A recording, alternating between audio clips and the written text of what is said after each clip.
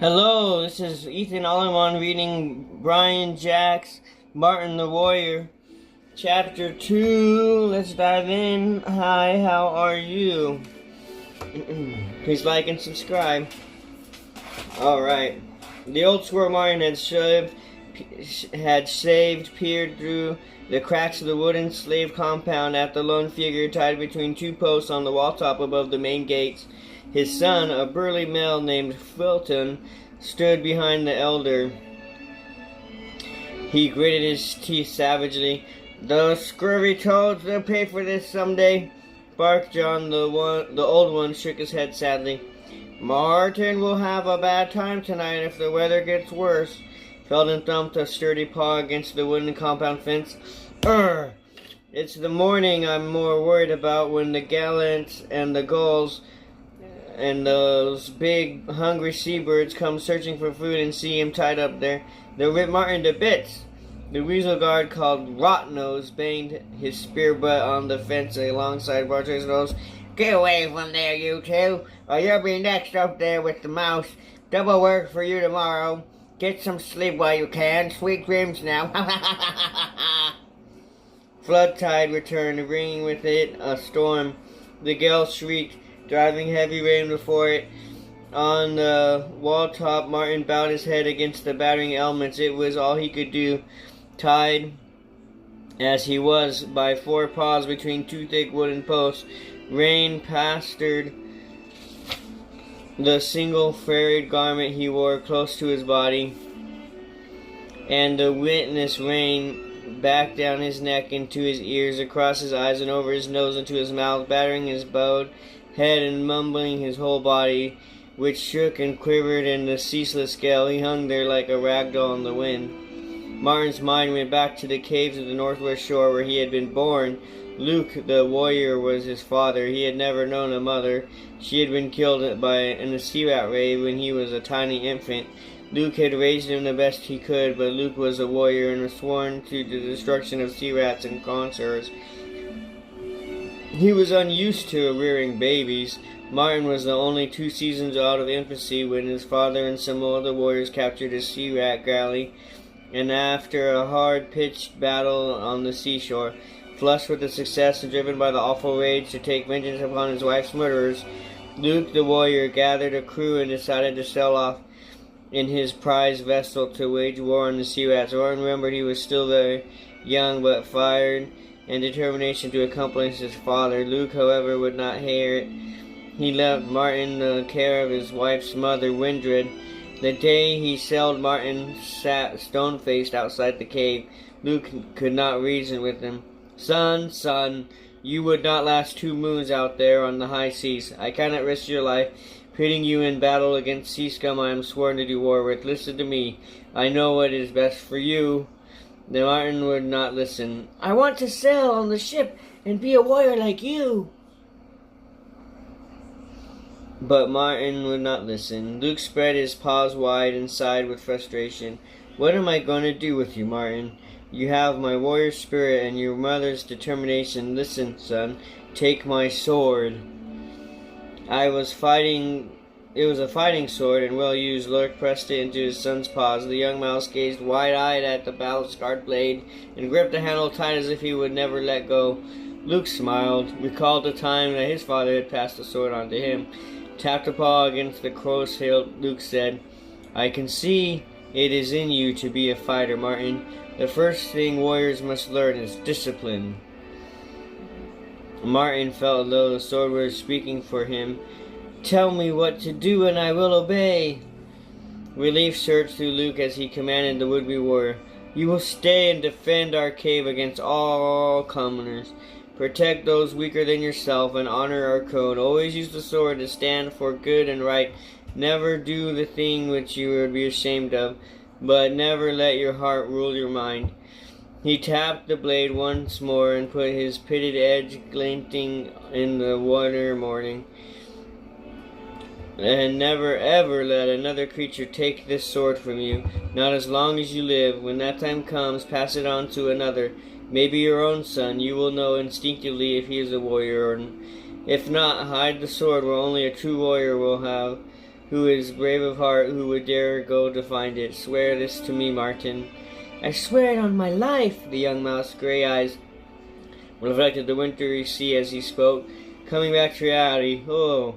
Martin lifted his head in the teeth of the gale.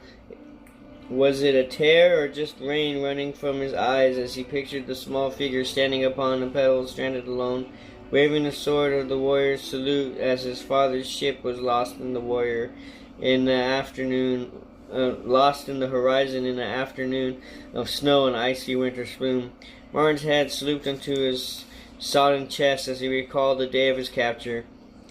Timbalisto was budding warrior, several seasons Martin's senior. He had been left in charge by the tribe by Luke. The young mouse resented his older friend's authority and often showed it by wandering far along the coast, away from the safe boundaries of the caves. It was on one such day which Martin took his father's sword, following the tide line north until the short winter afternoon began. Darkening, he was busy chopping away with the great blade at a driftwood log, reasoning he could not be scolded for bringing back firewood to the caves for fire. Windred saw him from afar. She had been following his paw track since early noon. They stood out clearly in the smooth, wet sand, marked with the straight furrow which the sword point trailed at Martin's side. She hurried forward, scolding her grandson. "Martin, I've been out of my mind with worry. What have you been told about going off alone? Don't you realize you're almost a league from the caves?" Suddenly Winfred stopped berating him. She was staring beyond Martin to where a band of villainously looking creatures were running along the shores toward them. The old mouse threw off her shawl. "Martin, come with me. We must get away from here quickly." The young mouse turned and saw the coursers. Dropping the firewood, he took up the sword in both paws. "Run, Grandma, run!" Winfred would not have run away, but she had rooted it to the spot with fear. A stoat headed the band. They stopped within 2 paces of their victims. The stoat grinned wickedly. "That's a big sword for a little mouse to be wielding. You'd better give it to me before you hurt yourself." The sword was heavy and Martin's paws were tired, but he held it point forward, unwavering. "Leave us alone! Stay back! My father told me never to let another creature take this sword from me." Now the coursers began spreading out slowly, encircling Martin and Wintred, licking their knives and spear blades as they chuckled evilly at the old mouse and the small would-be warrior. The scout took a pace forward, his voice deceptively friendly. "Oh, a wise beast, your father. Did he ever tell you about those who could slay with a single spear thrust like this?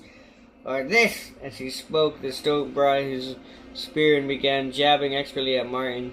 The young mouse parried, fighting off the questioning spear point and the laughter of the cool coursers. At a nod from the scout, a weasel ran forward from behind Martin, dealt the young mouse a heavy blow with an oaken pike shaft, laying him out flat on the sand. Badrang picked up the sword. Stepping over Martin's senseless body, he winked at Winfred. She held tight between 2 sea rats, tied and gagged by her own shawl, eyes wide in terror. The stoat stared along the sword blade at her. "Well, Grandma, he's a bold brat, and one of yours. Nice sword. I should serve me well. Wish we've wasted enough time. Chain these 2 up and get 'em back to the slave lines." Shackled to Winfred, Martin was half dragged, half carried further north along the wintry shore into the gathering night. It was on the short hours before dawn that Martin came awake, shivering and moaning as a fiery drum of relentless pain beat inside his skull. Whips cracked. He was pulled uprightly by other slaves as the chain began moving. Then came the long march, 2 seasons, trekking under the rods and whips of slave drivers, tied by the neck to the succession of wretched creatures, all captives together. He lost count of the days. They rolled interminably on into spring, summer, then autumn, with Windred long dead from hunger, thirst, and hardship under the lash. Martin recalled his grief for the old housewife, the closest he had ever come to knowing a mother. his stifled tears, and the leading weight of sadness at her loss, the feeling of loneliness and desolation without her. She had deserved a far better fate than the one she suffered. His body began trembling at the thought of the vermin who had caused all this cruelty. Battering! Battering! The laughing, sneering, commanding Stoat swaggered along the weary, and the sword that he had taken from Martin, a strength born of built-up rage, coursed suddenly through the young mouse. He stood erect, tugged at his bonds, obviously to the pounding storm, as a mighty roar welled up from deep inside him. I am a warrior, Martin, son of Luke. I will live. I will not give in and die up here. Do you hear me, Battering? I will live and take back my father's sword and slay you one day, Battering! Some water filled his mouth, rushing winds tore at his face.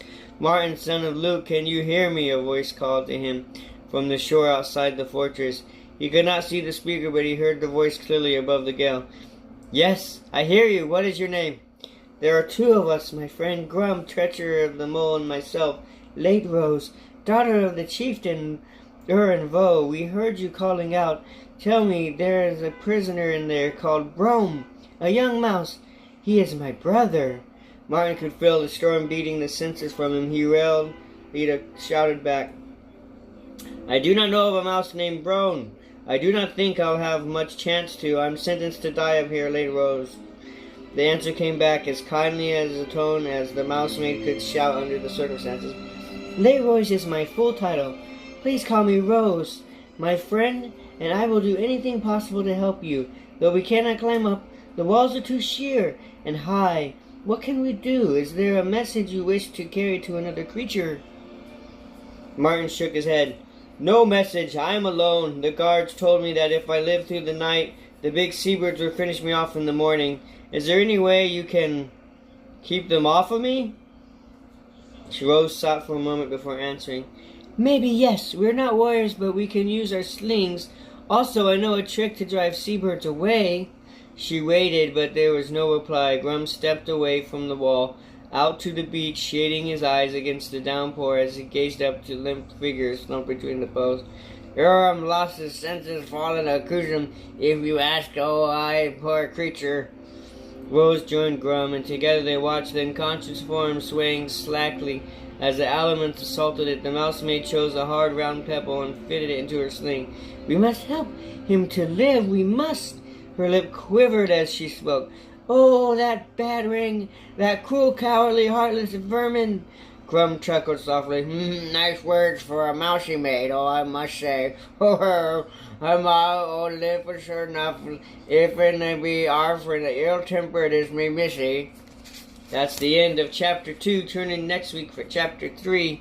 Alright, thank you. Love you, Jacob. Love you, Amanda. Love you, Isaac. Love you, Zaya. Love you, Mariah.